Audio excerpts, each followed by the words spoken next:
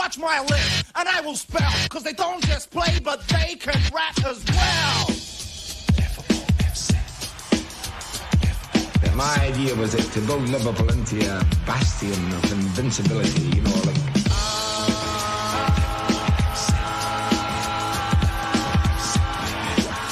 Napoleon had that idea, he would conquer the bloody world.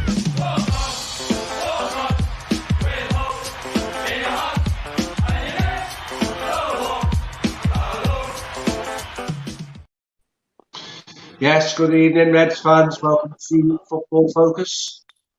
Two big smiles joining me on the pod this evening as Liverpool secured not fourth place but third place. Who would have thought it, eh? So on to the Champions League next year. By the time we've come off the show, you know they're going to have announced Mbappe anyway, so we'll have a look and wait to see if that's happening. So, well done, lads. Good game to watch. I don't think it was a particularly pretty game of football, was it? It wasn't. But I think definitely the first half, apart from not taking our chances, I thought we were as good as we've been all season, to be fair, Steve. I thought Mane was back today. Mane was whizzing passes into Salah. He was running all over the place. It found like an extra yard of pace today. If you want to know how much not having fans in the ground has affected Liverpool, just watch that game today.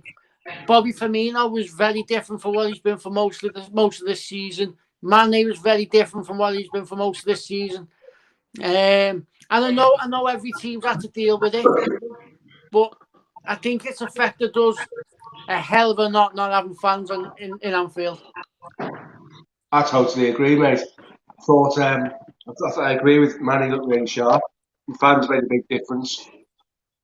I think Trent just played himself out of the England recognition this afternoon. I thought Trent had a terrible game, to be fair. Lost the ball so many times. His passing wasn't great. And we've talked before about, that's been a bit critical, obviously, but we've talked before about when Trent plays well, Salah plays well, Salah scores goals. Salah was not really at the races in terms of what he was doing with his own chances. All right, created goals for Mane, and the last one the Mane scored was particularly unselfish, but I didn't think Trent played well today. Dave Cond, what do you think? I think, yeah, you're right. But also, if he would have scored that free kick, it might have been a different bit of a story, you know. Like you've always said, it's about fine margins, innit? You know, and it's about wanting that ball. But I think today at times, the forwards were trying a little bit too hard. They just needed to relax a little bit. You know, they wanted it so much. The sharpness, as Ian said there before, was there. They all wanted it more, and you're right what you're both saying. Fans back in the stadium makes a massive, massive difference. They run that extra yard quicker. They're a little bit quicker to the ball, you know. It all seemed to gel. Yeah, I mean, as Palace did today, they played it narrow as they always did, and you know, they just made it as difficult as they could for Liverpool. I just thought they were trying to be too awkward, Palace, instead of trying to play football. And also that chance the Townsend missed early doors, that had a bit of a difference to the game. You know, if they would have scored that early doors, it might have been a little bit of a different game. But yeah, I agree what you're saying. Trent wasn't really at the races today. Big up to Ryan and to the Mighty Reds TV for joining us and sending in some comments. Buzzing like the rest of us. Can't believe it. Can't believe we finished in third. Someone said there'd be a bus parade third place on a WhatsApp group before. Oh. So we're going to order a second bus for all the centre backs because we're going to need one of that. There's been that many. Brilliant, lads. Absolutely brilliant. Third place, obviously, coming in above Chelsea. And I've sat through a number of pods in recent weeks where Chelsea fans have been very dismissive of those chances. So, you know, it's not over till it's over, is it? So, brilliant. Well, mentality monsters as always, aren't we? Hey. Absolutely, mate. So on to the game itself, Ian. Thoughts on what Palace tried to do today? Because I'm looking at Palace and I can't really see what they're trying to do today. They just turned up. They didn't turn up with any game plan. I think Roy Hodgson's so invested in his mind that he's gone. They just looked like they didn't prepare to me. I think it was just a case of try and stifle Liverpool, try and stop them playing. and try and get them on the break where we can. And I think that was as basic as their plan was. They were trying to get in. They were trying to bully us. And I think having Thiago in the way he's been playing the past 7 or 8 games, it's hard to bully us now because he doesn't allow that to happen. Don't get me wrong, he's not a big, massive central midfielder, but he can give it out a little bit. I mean, sometimes he can give it out too much and he gets himself booked.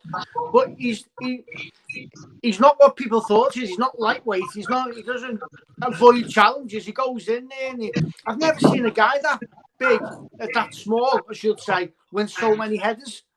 I think Thiago, the last 7 or 8 games, has been so important to that midfield.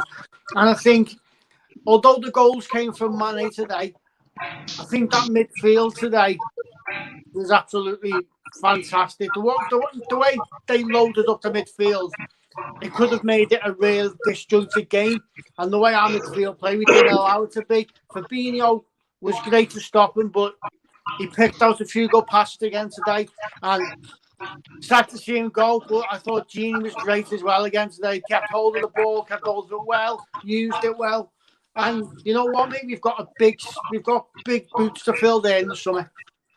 Yeah, it's a really good time for me to sort of do what I wanted to do with Genie, which is kind of pay him a tribute.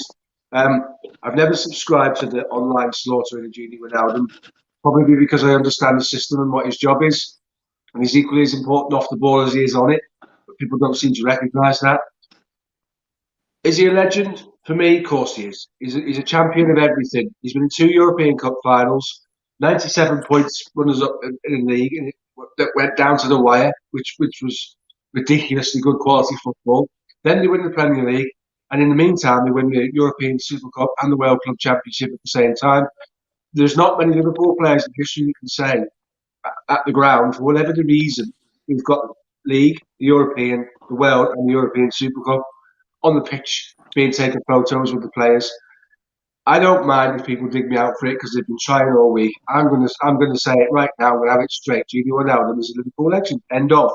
And he goes on to do what he needs to do, play who he needs to play for, and rumours are it's probably Bayern Munich that are probably the closest to signing him. Good luck to him. Thank you very much for what you've done. Gutted you leaving, absolutely gutted. But you know, what a player he's been. Dave Cole, thoughts on Gini, please, mate? Yeah, totally agree, mate. You know, there's been Liverpool legends who have won a lot more than Ginny, but not in one season, and he deserves all the plaudits. All these little young lads who play football manager and think they know about football do not understand football. They haven't got a Scooby-Doo. You know, Ginny does the hard stuff, and to do what he done in the Champions League final just typifies Ginny Wijnaldum.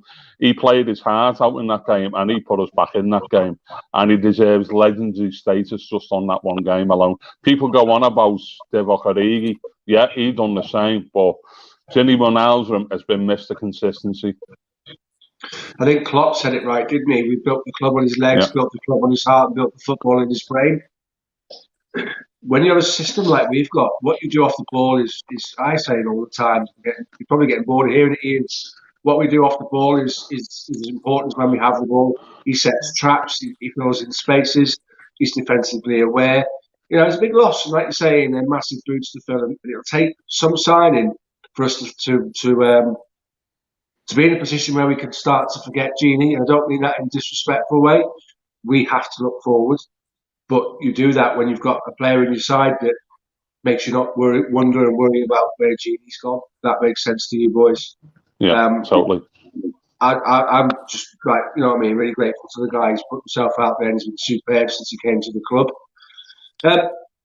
So what now for the summer then, boys? What are we thinking? Does Dave Cole, does that change our transfer position for the summer? Quite possibly. I think Klopp's known for quite a while that Ginny Wijnaldum was going. I think it might even be a change of system. I think that might be on the cards, because how can you replace a man that has done what Ginny has done? You know, it's we've done this in the past where he's tinkered with different formations when certain players have been missing. And I think it may be moving forward as a team and as a squad, he might have something else up his sleeve. He may not be a technical genius technical genius, Klopp, but he puts lads around him who does on the coaching staff, and I think that might be in the offing, because how can you play or replace a man that's done what he's done? I agree. Ian, thoughts on transfer speculation, and does that change anything? I think Klopp has known for a long time what he wants. I think Klopp has known for a long time what he's getting. I don't think anyone on Twitter or any social media knows what Liverpool are going to be doing. I think our big job in the summer, I think we need a proper number 9. I think we need someone who's going to score 15 goals and upwards from the central attacking areas. We've got to sort out our midfield there. And it's not just Genie going. I think Naby will go in the summer. I think we need to look at the likes of Vox and whether they're contributing enough.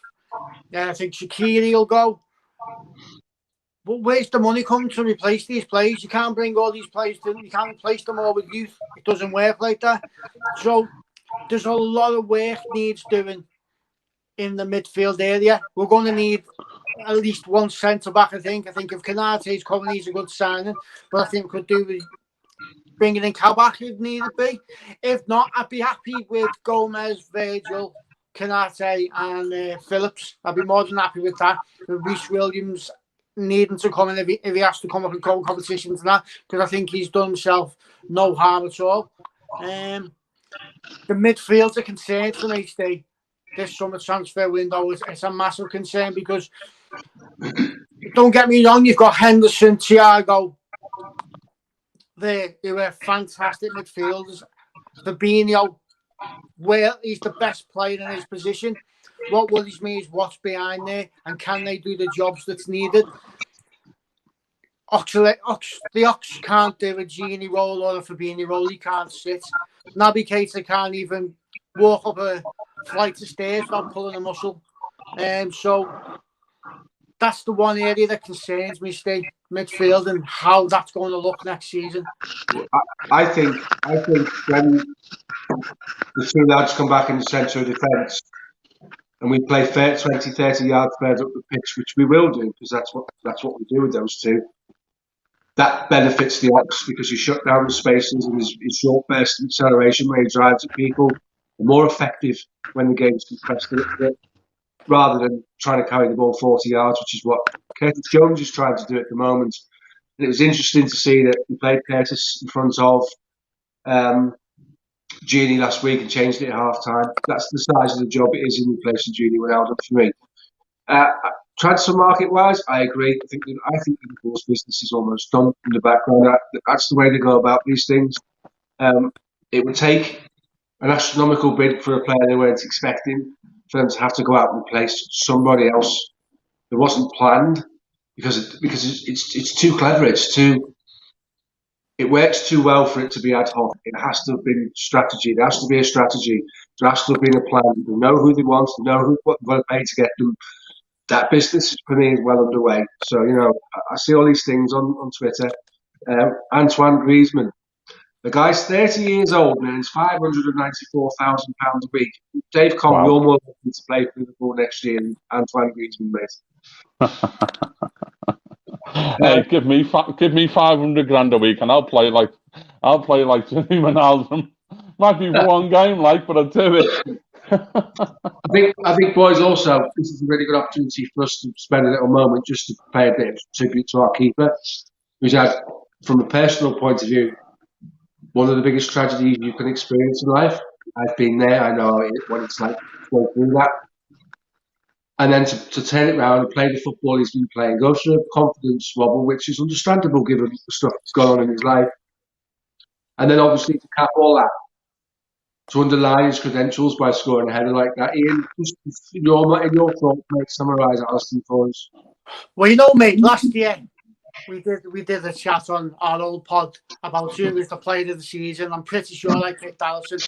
Everybody knows how much I love Alisson. I must tweet almost every single game, best in the world. He had a bit of a wobble, but who wouldn't after what he's been through this season? The Virgil van Dijk at the back. We've got a Virgil van Dijk in goal in Alisson. We've got a Virgil van Dijk in midfield in Fabinho. Alisson, I don't agree with anyone who tells me Black is the best in the world. Alisson does 8, 9 out of 10 for everything. He's commanding in the box. He can pass the ball. He can come out and win it with a header. He can play the sweeper keeper. And as we seen last week, he can even throw his head on the ball and get a goal. I don't think there's a keeper that comes anywhere near him, Steve. I don't think there's anyone that's got the abilities and the tools to play in goal the way Alisson has, especially since he's come to Liverpool. Dave Cole, do you want to expand on that at all? Yeah, apart from looking like a 17s porn star, yeah. You know, for what the lad's been through and the way he's... When you look at that save that he made, or should I say he had it covered, to just whistle past the post, he had that covered. When you look at it from different angles, he had that shot covered. And his consistency levels, as Ian said there before, it's unreal. It's unreal. He very rarely makes a boo-boo. You know, when you look at him game in, game out, and the amount of times where we've been a little bit dodgy in a game and he's pulled off a worldly save, next minute we go up the other end and we score. You know, there's no one like him in world football. As Ian said there, it's only in comparison as Oblak, and he's a world-class keeper in his own right. You know, there's just no one like him. Even though he looks a bit like a Spice Boy, like, but we'll forgive him that. But that's not a bad thing, as long as he doesn't put a white suit on with a head, aren't we? So before we close, I'm going to give you both the opportunity to sum up the season. We'll start with you, Dave. I'm trying hard not to look at the television to my left because Man City are getting the trophy. Do you know what? Never mind them. Yeah, never mind them. As Kloppo said there, you know, any team, even City, missing the players that we have missed. City, I don't think City are a gutty team. And in truthful, I've said it for the last 3 years, I think City are overrated teams, given far too much respect. Because when you attack City, they've got no answer. Yeah, they're a good team. I wouldn't say they're a great team, because no one's opposed us. There's only one team that's opposed City in the last couple of years, and that's Liverpool. And look what we did to them. I put something online there yesterday or the day before. Liverpool were 18 points behind this season, or whatever it is now. City, right? City with this 1 point less than us behind, and that's a fact. So all these people wetting the bed on Twitter and online saying that Liverpool are far worse. No, they're clueless. Liverpool next season, I'll put money on it now with anyone that wants to take it. Liverpool will win the league next season. We are far and away. We are, when we're on song and we want to play football, we can beat anyone. Follow that, Ian. So on well, you know what, Steve? It certainly wasn't the season any of us predicted. It's certainly not the season any of us wanted.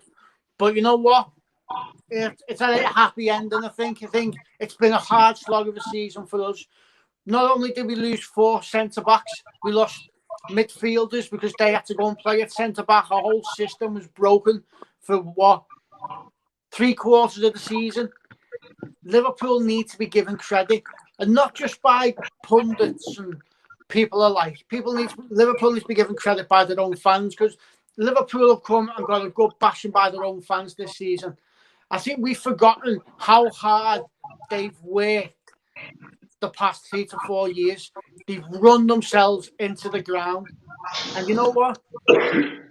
We allowed them this year. We allowed them this year to have a little bit of a slump, dust themselves down, get back on that horse, and like Dave just said, I think we'll win the league next season. And you know what? I'd love us to go and do both.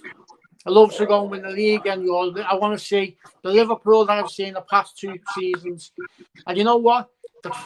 Hopefully, when the kicks off in August, it'll beat the capacity crowds, which I think will help us 100% fold.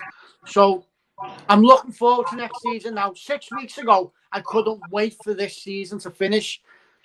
I've ended this season on a high now, and I'm ready for next season. Well said, mate. Well said. Especially a bit about our own fans giving us some credit. I think for me, finishing third's ridiculous given the set of circumstances we've been dealt, the injuries we've had, playing players out of position to cover the injuries we've had, losing the system, playing Thiago in a role where he feels stretched, it really doesn't help him at all. I think massive credit to the guy. That's an achievement. That's a monumental achievement to get to third place with those circumstances. What we do have to do, being a little bit of a reality check, is we have to make sure that type of thing never happens again. Because we've been caught short in a couple of areas, haven't we? I've said before, was spending £11 million on a left back the right thing to do when we should have covered the loss of Lovren by that a little bit more. It's really pleasing to finish third, especially as I've said before. I've sat through a number of conversations with other football fans that absolutely dismissed Liverpool and dismissed the notion of even having a conversation about Liverpool. Mentality monsters. There it is. That is back. In the last sort of 10 games, nobody's got better form than us. Nobody. So with those players available and those two centre halves, it's worth saying to them, Nat Phillips has really stepped up. And so I saw on Twitter someone said, given the way he's played, he should have the right to decide his own future. He stays in the club as fourth or fifth choice centre back if he wants to. Or we wish him well and we find a club for him where he can go and play every week. Because he's been playing every week for us. But quite frankly, when everybody's fit, that's going to be difficult for him to do that. And then the young lad, Reece Williams, who's came in, looks like a schoolboy on the pitch, waist thin, really tall, but that's it, you know what I mean? Send the boy out on loan and let him develop and end his career. I think those two last 6 games, is it? Absolutely tremendous. Absolutely tremendous. Massive credit to them for what they've done.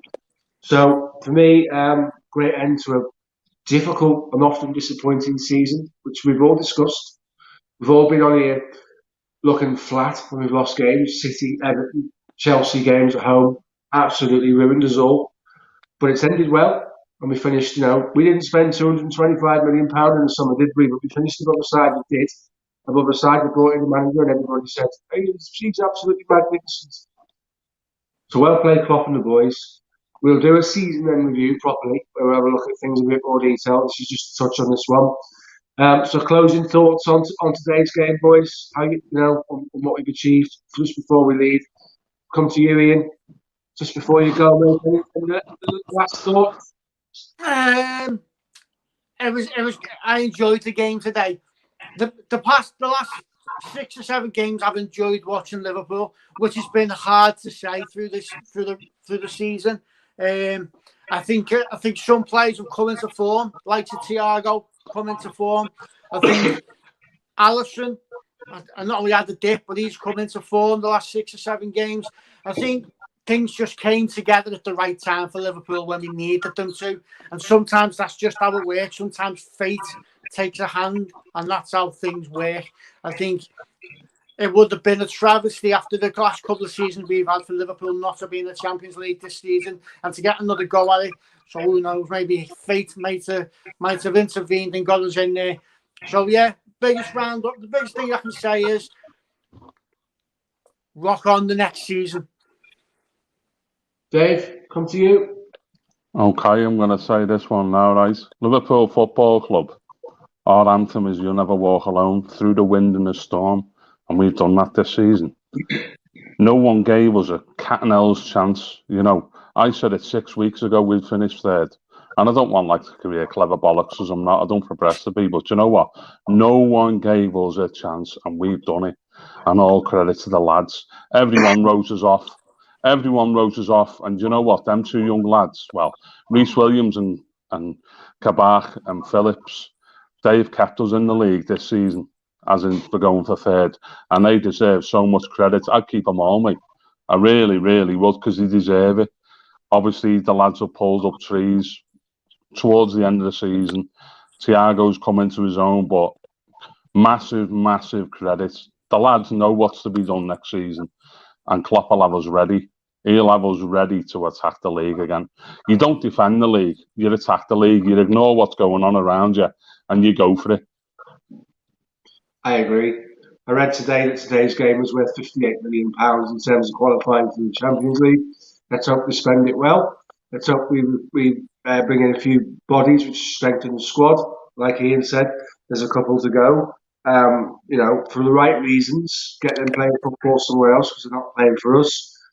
Obviously, we wish Genie well. What an end to the season, boys. That run of form, no one saw that coming. So, absolutely chuffed to be in third place, given everything we've had to deal with. So, until we organise a proper end to season review, take it easy, lads. Thanks for coming on this evening. It's been a pleasure. Spot on.